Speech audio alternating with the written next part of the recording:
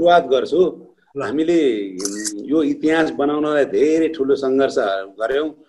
त्यसको म एउटा एका देशमा भने जस्तै आजकै देशमा म एउटा कथा बताउँछु। यो कथा 2016 को अन्तिममा कर्ण सरसँग जुन हाम्रो एउटा भेटघाट भएर सानो एउटा उदाहरण छलफल अति उपदेश ज्ञान धेरै कुराहरूको पाएपछि मैले सर अब जीवनको अन्तकालमा मैले 42-45 वर्षमा इन्डस्ट्रीमा काम गर्दाखेरि खारी हामीलाई लडाउने पछार्ने थचार्ने उल्ट्याउने क्रिटिसाइज गर्ने र यस्तो किसिमको एउटा भाव आन्दोलन हाम्रो देशको यस्तो संस्कार छ। हामी हस्पिटालिटीमा जहिले पनि हामी आदर संस्कार बोकेर काम गर्थ्यौं। नैतिक शिक्षा पढेका थियौं, अनुशासन थियो, आदर थियो, संस्कार थियो, डिटरमिनेसन थियो, work better together, trust each other, believe each other भनेर यसरी हामीले सिकेको। आज त्यस्तो किसिमको माहौल पनि छैन। म त बुढा भइसकेँ भनेर भन्दाखेरि कर्ण सरले शब्दै शब्दमा तपाईँ भन्दा म जेठो छु, कहाँ बुढा हुन्छ, हामीले एउटा इतिहास लेखौँ। अब उमेरले मभन्दा जेठो भए तापनि मलाई दाजु भन्नुहुन्छ। सायद म त दाइ होइन, उहाँ नै मेरो दाइ र अभिभावक जस्तो हो। हाम्रो संस्कारमा धर्ममा ब्रह्मा विष्णु महेश्वर भने जस्तै पूजा गर्दाखेरि पनि हामीले श्री गणेश आए नमः भनेर जुन किसिमको चाहिँ नि सुरुवात गर्दछौँ, त्यस्तै सुरुवातमा कर्ण सरले धेरै उदाहरणहरू दिनुभयो। हामी इतिहास लेखौँ। आज यो खानाको मौलिकता छ। नेपाली खानाको 84 व्यञ्जन छन्, अनगिन्ती खानाका परिकारहरू छन्। हाम्रा देशमा विभिन्न वेशभूषा र भाषाभाषीका जनभावनाहरू बोकेका मान्छे छन्। उनीहरूको आफ्नै किसिमको खानाको मौलिकता छ। यस्ता खानाहरूलाई खोज्दै हामीले प्रयास गरौँ र इतिहास लेखेर जाउँ। यसका पछि गर्ने कुराहरू हुँदै जान्छ भनेर मलाई केही आश्वासन दिए बापत अब हाम्रो एउटा Nepal safe association of Nepal भनेको आज 25 वर्ष भयो। 2 करोडको एउटा दरबार जस्तो एउटा सुन्दर बिल्डिङ छ। हाम्रो सबैको मेहनत र हाम्रो लगनशीलता परिश्रम र हामी दुःखले आर्जेर जसरी पृथ्वीनारायण शाहले यो देशलाई आर्जेको मुलुकलाई एउटै बनाए, त्यसै गरेर हामीले सेफ एसोसिएसनको एउटा बिल्डिङ तयार छ। त्यो बिल्डिङमा हजुरले पाउ कष्ट गरेको खण्डमा र केही अर्थी बुद्धि र ज्ञान गुण दिएर केही ब्रिफिङ गरिदियो भने हामीलाई सुलभ र सजिलो हुन्छ भन्ने सोच र धारणा राख्दै कर्ण सरलाई हामीले निम्त्याएर हाम्रो रानीबारी स्थित हाम्रो सेफ एसोसिएसनको जुन बङ्गालामा आएर उहाँले धेरै कुराहरू हामीलाई अर्थाउनुभयो। देशमा पोलिटिक्स छ, खुट्टा तान्ने उचाल्ने प्रवृत्तिहरू छ। त्यसकारणले तपाईँले एउटा टेक्निकल कमिटी गठन गर्नुहोस्, जो टेक्निकल एक्सपर्टहरू, जो सेफहरू हुनुहुन्छ, जसमा दक्षता र ज्ञानहरू छ, खाना बनाउने स्किलहरू छ, मौलिकता छ। त्यसै कारणले तपाईँलाई सजिलो पनि हुन्छ भनेर हामीले म लगायत 8 जनाको कमिटी गठन गरौँ। कर्ण सरको जुन आदेश उपदेश अर्थी र आज्ञाले हामीले मलाई लिडरको रूपमा छानेर म लगायत सुब्रहमान कर्मचारी, खडविक्रम लामा, श्रीकृष्ण गजुरेल, श्रीराम अधिकारी जुन बेला तत्कालीन प्रेसिडेन्ट थियो, त्यसपछि शिवहरि घिमिरे, ठाकुर प्रसाद पौडेल, विक्रम भिक्स र शारदा गेवाली म्याडम जुन हामीले साध्य र साधन बोकेर खाना त तयार पार्यौं, त्यसको एउटा सही कथा र व्यथा र त्यसको रेसिपी मेथड इन्ग्रेडियन्ट्स कसले लेख्ने त भन्दाखेरि त्यो सम्बन्धमा ज्ञान र अनुभव बोकेका शारदा म्याडमलाई पनि हामीले सम्हाल्यौं। यसरी सम्हालिसकेपछि हामीले 7 वटा टेक्निकल कमिटी गठन गरेर खानाको विभिन्न किसिमको प्रेजेन्टेसन गर्ने कुराहरू भयो। त्यो कुरा हुँदै हामीले पहिलो फेजमा सिल्भर माउन्टेन जुन कलेज छ लैनचौरमा, त्यो सबै किसिमको फ्यासिलिटी भएको एउटा कलेज भएको नाताले हामीले सहयोगको रूपमा मागेर हामीले त्यसमा चाहिँ नि हामी रिबाइन restaurant association of Nepal, hotel association of Nepal, अनि त्यहाँबाट chef association of Nepal, Nepal tourism board सहित लगायत हामी सबैजनाको एउटा संयुक्त प्रयासमा सिल्भर माउन्टेनमा हामीले धेरै किसिमको खानाहरू प्रेजेन्टेसन गऱ्यौं। त्यो प्रेजेन्टेसनमा कतिपय कुराहरू अलिकति नमिलेको कारणले गर्दाखेरि हामी अब फुड एन्ड कल्चरतिर जानुपर्छ भनेर पाटनको दरबार स्क्वायरमा हामीले दिनभरि 110 वटा आइटमहरू बनायौं। जुन आइटममा पनि धेरै परिकार, धेरै डिस्प्ले, धेरै पल्सको गेडागुडी, जति पनि नेपालमा पाइने मसलाहरू सबैको परिकार देखाउँदाखेरि पनि त्यहाँबाट पनि कतिपय चित्त बुझेन। यसमा धेरै ठुलो चाहिँ टुरिज्म बोर्डबाट यति ठुलो सहयोग, दिनभरि भिडियो क्यामेरा खिचे, धेरै यसलाई खार्नुपर्छ, यसलाई निखार्नुपर्छ, यो 110 यत्रो ठुलो बनाउँदा त विशाल हुन्छ। त्यसै कारणले यसलाई छोट्याउँदै लगेर हामीले 25-30 वटा आइटम बनाउनुपर्छ भन्ने कुराको एउटा सुझाव आयो। फेरि हामी त्यही सिलसिलामा हामी फेरि मेला रेस्टुरेन्ट जुन लैनचौरमा गयौँ, त्यहाँ पनि सबैजना जम्मा भएर केही त्यहाँ पनि प्रेजेन्टेसन गर्दाखेरि त्यो पनि खासै त्यति चित्तबुझ्दो र लाभदायक नभएको कारणले फेरि हामी सिल्भर माउन्टेनमै आयौँ। सिल्भर माउन्टेनमा आइसकेपछि हामीले ठुलो आयोजना गऱ्यौँ। विभिन्न रेस्टुरेन्ट, हस्पिटालिटी इन्डस्ट्रीमा काम गर्ने डिप्लोमेटहरू सबलाई बोलाएर हामीले बनाएको परिकारहरूको डिस्प्ले गऱ्यौँ, खाना चखायौँ। त्यो आज पनि सबै कुरा यो रेकर्डमा हाम्रो रेकर्डेड गरेर राखिएको छ। त्यसै सिलसिलामा हामीले फेरि एउटा खानाको अब चाहिँ नि परिमार्जन गरेर लास्ट फाइनलमा पुग्नु पर्यो भनेर भन्दाखेरि यो हामीले इन्ड अफ 2016 मा हामीले सुरु गरेको कुरो गएर पछि गएर हामीले फेरि यसमा गएर फेरि 17 अक्टोबरमा फेरि एउटा परिमार्जित गर्यौं, जसमा हामीले लिमिट मात्रामा एउटा राखौं, जसमा 5 वटा सुप, 5 वटा स्टार्टर, 13 वटा मेन कोर्स, 3 वटा डिजर्ट र 5 किसिमको अचार बनाऊं। अब यसमा विभिन्न नेपालमा 84 व्यञ्जन छन्, प्रशस्त मात्रामा छन्। यो सबै समेट्न हामीले सक्दैनौं। एउटा इतिहास लेख्ने काम गरौं अहिले सुरुवातमा। त्यसै कारणले यो इतिहास लेख्दै जाउँ, यो लेख्दै जाँदा थप्दै जाँदाखेरि विभिन्न किसिमको हुन्छ भनेर हाम्रो यो उदाहरण भयो। अनि यसै सिलसिलामा एउटा ठूलो हाम्रो आयोजनाहरू जुन सेमिनार जस्तो भयो, त्यसमा हाम्रो कर्ण साक्य सरबाट 2017 अक्टोबरमा हामीलाई धेरै उपदेशहरू आयो। हामीले आज नेपाली रेस्टुरेन्ट भनेर सबै इन्डियन खाना बेचिरहेका छौं, जहाँ चाहिँ सही किसिमको मसलाहरू पनि छैन। त्यसकारणले यो संसार एउटा हाम्रो संसारको सबभन्दा हाम्रो नेपालको सबभन्दा ठुलो स्रोत भनेको टुरिज्म रिसोर्स हो, जसबाट आय आर्जन हुन्छ, जसबाट हामी धन कमाउन सक्छौं र हाम्रो आफ्नो लिभिङ स्ट्यान्डर्डलाई अगाडि बढाउन सक्छौं भन्दै यसरी नेपालमा मात्र हैन संसारमा प्रशस्त मात्रामा नेपाली रेस्टुरेन्टहरू छ। तर सबै नेपाली रेस्टुरेन्टहरू नाम मात्रका छन्, त्यसमा इन्डियन खाना, तन्दुरीहरू र आदि इत्यादि बेचिरहेका छन्। त्यसै कारणले हाम्रो नेपाली नै मौलिकता बनाउनु पर्छ भन्ने एउटा धारणा राख्दै हामीले एउटा फेरि छलफल र निष्कर्षमा पुग्यौं। त्यो निष्कर्षमा पुग्दै हामीले धेरै कुराहरू को कुरा गर्दाखेरि the objective of the campaign of the promote Nepali continue the world restaurant market, there are so many Nepali restaurant all over the world. अब हामीले चाहिँ यो संसारमा सबै ठाउँमा छ हाम्रो नेपाली रेस्टुरेन्ट, तर त्यसको चाहिँ नि हामीले केही पनि गर्न सकेका छैनौँ। NRN but they are setting mostly Indian food, हाम्रो इन्डियन बेचिरहेका छौँ। It is the time to promise to sell best Nepali dishes in all over the world and a la carte menu suitable of cosmopolitan food भनेर हामीले यो गर्यौँ। अब यो कुरा मात्रै गरेर हुँदैन, यसमा हामीले अगाडि बढ्नुपर्छ भनेर हामीले रात दिन बिहान बेलुका नभएर हाम्रा यो 8 जना हाम्रो टेक्निकल सपोर्ट कमिटीका जुन सेफहरूले धेरै पापड पेले, धेरै दुःख गरे, धेरै मेहनत गरे। अब खाना सबैलाई सुहाउँदो किसिमको हुनुपर्छ, त्यो खाना बनाउने त जसले पनि बनाउँछ भन्ने एउटा संस्कार र धारणा थियो। हाम्रो घरमा बनाएको खाना जस्तो संसारमा हामीले उदाहरण रूपमा देखाउनलाई धेरै प्रयासहरू गर्नुपर्छ। त्यसकारणले यो खाना बनाउने जुन मसलाहरू हुन्छन्, त्यो मसला कहाँ पाइन्छ र कुन स्रोतबाट पाइन्छ र त्यो सजिलैसँग संसारको कुनै पनि कुनामा पाउन पर्छ भन्ने कुराको हाम्रो परिकल्पना भयो। त्यसबाट चाहिँ हरेक खानाहरूको क्यालोरी मिनिमम 200 भन्दा बढी हुनु हुँदैन भन्ने, जहाँ कार्बोहाइड्रेट, फस्फरस, मिनरल्स, क्याल्सियम सबै भिटामिन ए देखि के सम्मको मात्रा चाहिँ मिलेको हुनुपर्छ।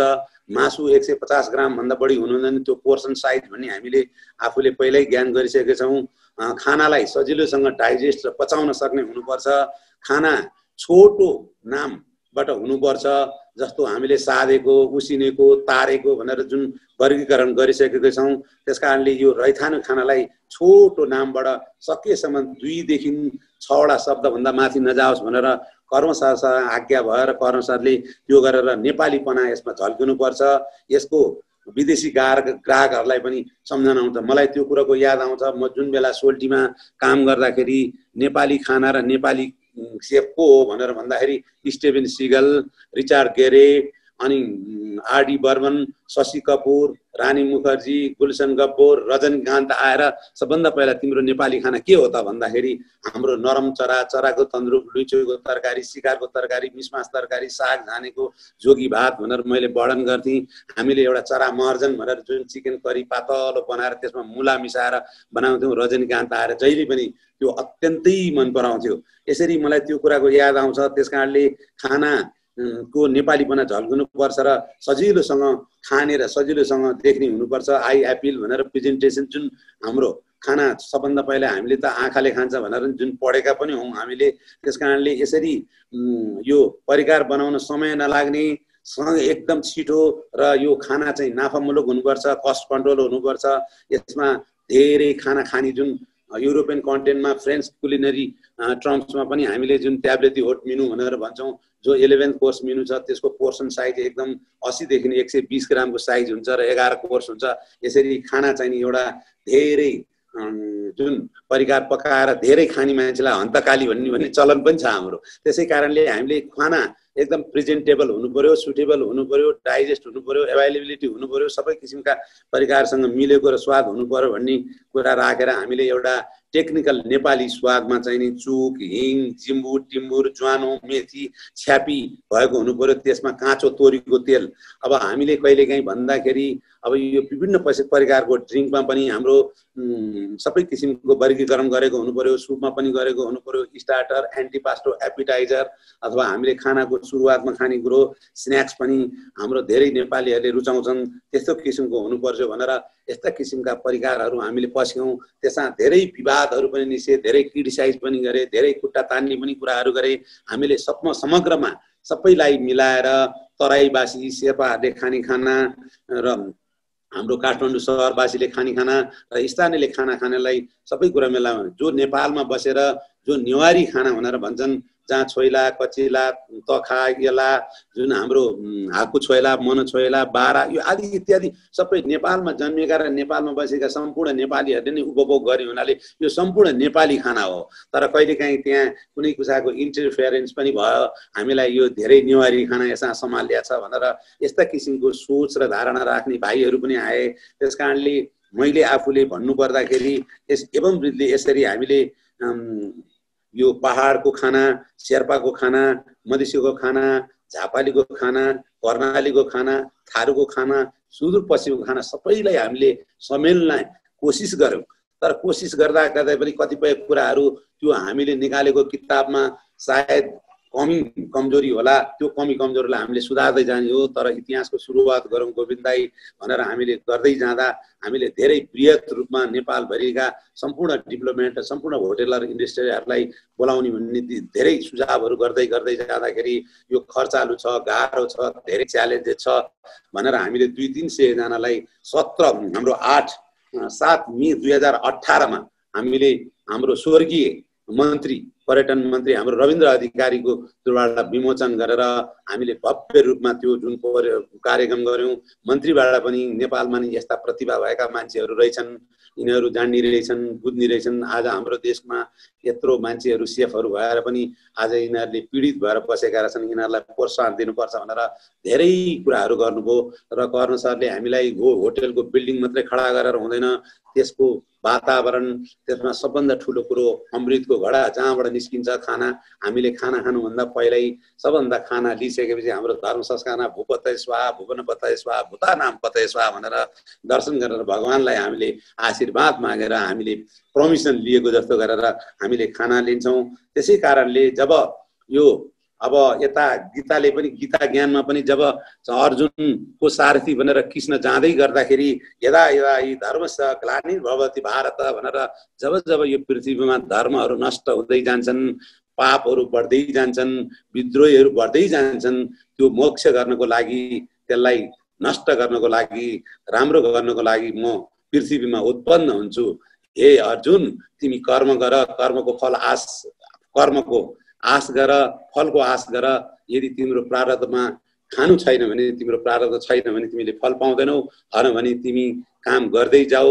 तिमी एम हायर राख, उद्देश्य के लिनु, उडी छुनु चन्द्रयाग भन्ने किसिमको एउटा धारणा राख्दै हामीलाई जुन भगवान कृष्णले नि भनेको छ र होटल सम्पन्न छ, सुसज्जित छ, सबै बास्ना आउँछ, सबैतिर राम्रो छ, तर खाना ठिक छैन भने त्यो होटल को केही औचित्य रहँदैन। त्यसै कारणले हामीले रूप यौवन सम्पन्न विशाल कुल सम्भवा विद्याहीना नशोभन्दी निर्बन्धा किमसुका, रूप र जवानीले भरिपूर्ण भएकी, स्वर्गको कुलमा जन्मेकी, राजको कुलमा जन्मेकी, तर विद्या नपढेकी एउटा नारी के हुन्छ भनी कागको बथानमा बकुला भए झै हो भन्ने किसिमको हामीले यस्तो किसिमको ज्ञान पनि हामीसँग छ। त्यसै कारणले खाना सुसज्जित हुनु पर्यो, खानाका परिकारमा सबै किसिमको मौलिकता हुनु पर्यो भन्ने कुराहरू मैले धेरै कुराहरू तपाईहरुलाई बताएँ। अब यसै सिलसिलामा हेर्नुस्, हामीले जुन किसिमको जुन धारणा राखेर जुन किसिमको पापड बेल्यौं, जुन किसिमको हामीले स्ट्रगल गर्यौं, जुन स्ट्रगलको दौरानमा हामीले झन्डै 1 वर्षदेखि 1.5 वर्ष लाग्यो यो कथा भन्दै बुझ्दै मिटिङ गर्दै हरेक किसिमको संघर्ष गर्दै फुड प्रेजेन्टेसन गर्दै त्यसमा त्यसको किसिमका जुन मेटेरियल्सहरू पनि जुटाउनु पर्यो। हामीलाई नेपालको जुन hotel association of Nepal, tourism बोर्डबाट पनि धेरै किसिमको सहयोग र गर्न सरको जुन किसिमको एउटा गभर्नमेन्ट लेभलमा जुन हाँक थियो, जुन समयमा जीवनभर उहाँले आफ्नो नोकरीबाट पनि सानो कलिलो उमेरमा पनि श्रीलङ्काको राजदूत भएर उहाँ जानुभएको थियो। धेरै कथाहरू छन्, त्यो कथाभित्र कथा लुकेको छ। त्यसै कारणले हामीले जुन किसिमको उद्देश्य लिएर हामीले जुन सपना साकार भएको जस्तो हामीलाई 7 मे 2018 मा हामीले इतिहास त लेख्यौं। अब यो इतिहास लेखिसकेपछि यो इतिहासलाई परिमार्जन गर्ने, यसलाई सम्हाल्ने, यसलाई समझदारीमा ल्याउने कसले गर्ने त भन्दाखेरि अब आउने यङ क्राउडले। हामीले हाम्रो समयमा केही गर्यौं भने अबको समयमा संसारभरि छरेर रहेका यङ सेफहरू, विदेशमा पनि मैले काम गर्ने सिलसिलामा जीवनभर आफ्नै देशको सेवा गरिरहे, मैले मेहनत गरेँ, मैले यही नै आफ्नो मूल्याङ्कन केही मात्रामा धेर थोर जे जस्तो भए पनि कहिलेकाहीँ कुरामा कुरा गर्दाखेरि एसियाको नेपालमा जन्मनु दुर्भाग्य हो कि भन्ने कुराले मलाई कहिलेकाहीँ आफ्नो मनमा खलबल आउँछ। तापनि मैले आफ्नो देशमा बसेर आफ्नै गौरव मलाई र अभिमान छ। मैले नाम गराएँ, देशबाट आएका जति पनि राष्ट्राध्यक्षहरू, अभिभावकहरू, हेड अफ द स्टेटलाई मैले पस्केर मैले खाना खुवाउने अवसर र मौका पाए तापनि अब आउने भाइहरूले खुट्टा तान्ने, लडाउने, पछार्ने होइन। यसकारणले हाम्रो संस्कारमा पनि छ too many chef spoil the broth भनेर पनि भन्छ। त्यसकारणले कहिलेकाहीँ सबै जान्ने सुन्ने भयो भने हामीले के हुन्छौँ त भन्दा जस्तो अघि हाम्रो विक्रम सेफले सन्दीप खत्रीको बारेमा नि ऊ लुजान युनिभर्सिटी स्विजरल्यान्डमा पनि पढेको हो, उसले कम्प्लिट त गर्यो गरेन त्यो मलाई थाहा छैन, तर धेरै ज्ञान, धेरै बुद्धि धेरै छ। तँलाई उसलाई एउटा लगाम लगाउने एउटा मान्छे भयो र उसको पछि लागेर गाइड गर्ने मान्छे भयो भने उसमा धेरै किसिमको ज्ञान र अनुभवहरू छ। त्यसकारणले हामीले यो संसारभरि जुन खाना छौँ, परसरले भन्नुहुन्छ हाम्रो रेस्टुरेन्टमा बदनाम गरेर अरू खाना, अरू देशको खाना बेचिरहेको, तर हामीले हाम्रै देशमा खाने बाहिरका जुन बसेका सेफहरू प्रशस्त मात्रामा मैले आफ्नो देशमा कार्यरत भए तापनि संसारको मुलुकमा मैले घुम्ने Italy, Turkey, France, Singapore, China यो आदि इत्यादिमा अवसरहरू पाएँ। जुन सोल्टी क्राउन प्लाजा अथवा ओब्राईको टाइममा, जसबाट पनि मैले धेरै नेपालीहरू ठुलो ठुलो पोजिसनमा भएको मैले देखेँ। त्यो मलाई गर्व र खुसी लाग्छ नेपाली हो र एउटा नेपाली सेफ हो भन्ने। जहिले नेपाली गएर खालि इन्डियामा पनि खालि भाँडा मान्ने बहादुर भएर सधैँ मसालतिर चाहिँ नि युटिलिटी वर्करको मात्रै काम गर्ने भए तापनि मैले संसारको धेरै ठुला ठुला देशमा धेरै सेफहरू, एक्जिक्युटिभ सेफ, धेरै ज्ञान गुण बोकेका सेफहरू भेटाएँ। त्यो कारण के त भन्दाखेरि आज हाम्रो देशमा हामीलाई कुनै किसिमको एउटा मूल्याङ्कन छैन।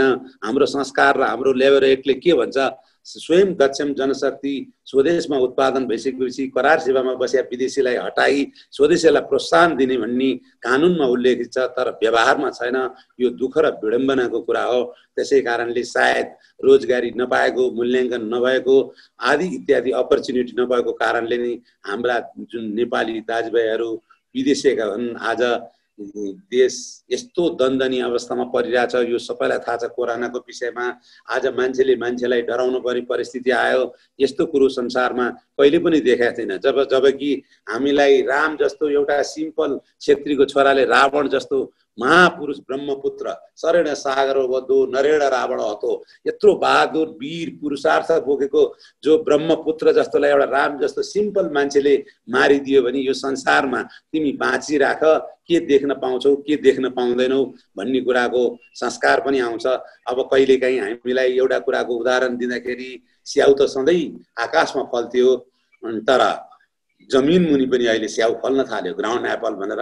तर हाम्रो पुराना बुढाबुढी बाआमालाई ल तपाईँ भैँस्याउ खानुहोस् आमा भनेर भन्दा त बौलाइछस् कि क्या हो, स्याउ त आकाशमा माथितिर फल्थ्यो, तलतिर जमिन पनि मुनि पनि फल्दो रहेछ भन्ने यस्ता किसिमको जुन कुरा छ। जस्तो अघि नै एउटा सेफले सिस्नुको बारेमा कुकुर डाइनोको जुन अचार, इस्कुसको मुन्टा, भुवाले, लुडे, जलुगो, जिब्रे साग, हिले साग, यस्ता प्रशस्त मात्रामा हाम्रा अनगिन्ती जडीबुटी जुन अघि सेफ हाम्रो बरालजीले भन्नुभयो नेपालमै संसारै अर्गानिक जति पनि नेपालमा उत्पत्ति हुन्छ त्यो आज माटोको रसायन जुन उर्वरा शक्ति बिगारेको छ त्यो मलले गर्दाखेरि मात्रै, नत्र भने नेपाल नै अचम्म त्यो कुनै बेला हामीले काउली र लसुन पकाउँदा एउटा घरमा पकाएको काउली र लसुन 10 वटा घरमा त्यति बास्ना आउँथ्यो, त्यति मिठो हुन्थ्यो।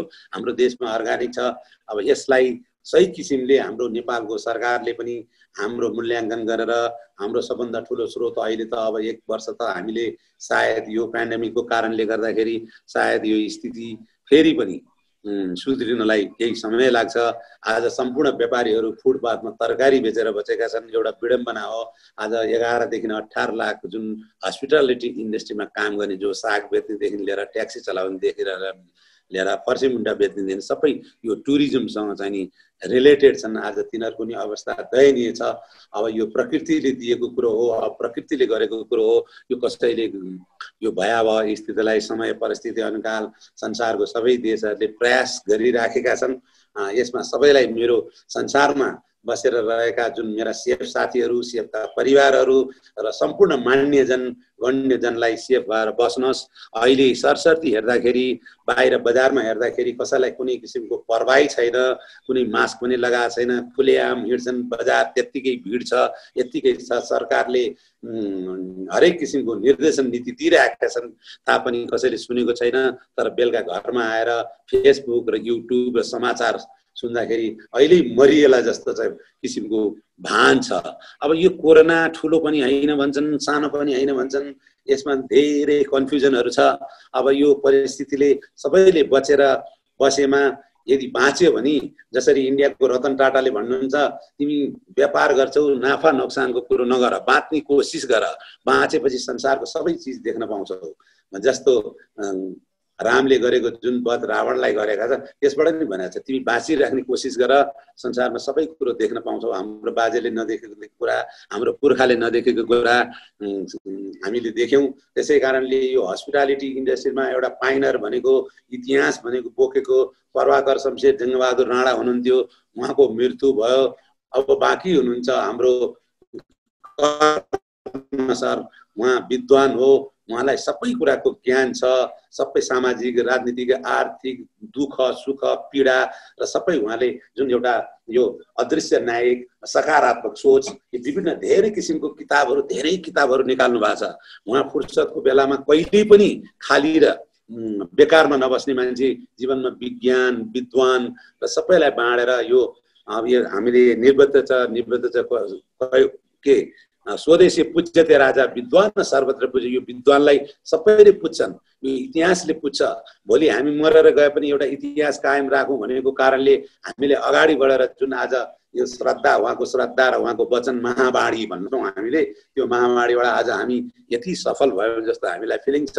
अब बाँकी रहेका जुन हाम्रा यङ सेफहरू हुनुहुन्छ, जो इनर्जेटिक हुनुहुन्छ, पढे लेखेको छ, अस्ति हाम्रो समयमा त्यति ज्ञान गुणका कुरा थिएन, औँठा छाप हामीसँग काम गर्थे, कतिपय कुरा बुझ्दैनथे, कहिलेकाहीँ हामीलाई घरमा पनि भन्थे, घरमा छोरी बुहारीले बनाउने खाना तिमीहरू भान्जेलाई छोरी बिहा गर्न पनि हामी दिँदैनौँ भन्ने किसिमको संस्कार थियो भने आज समय परिस्थिति परिवर्तन हुँदै जाँदा आज हाम्रो नेपालमा पनि एक नेपाली भाइहरू छन्, सेफहरू छन्, तर एक आपसमा भाइचारा गरी सहमत गरी आफूले नजानेको कुरो कोहीसँग सिक्दा लिसनिङ एन्ड लर्निङ सिक्ने र सुन्ने शक्ति भयो र सबैले सबैलाई आदर संस्कार गरे भने यस्तो किसिमको आदर संस्कार भोलिको लागि पनि हाम्रो जेनेरेसन भन्दा पछाडिलाई पनि काम लाग्छ भन्ने सोच राखेर सबैले एक आपसमा हातेमालो मिलाएर नेपालभरिको मौलिक खानालाई अगाडि बढाउँदै त्यसलाई जसरी हामीले चाहिँ नि पहिला 11 course menu, fix menu, tablet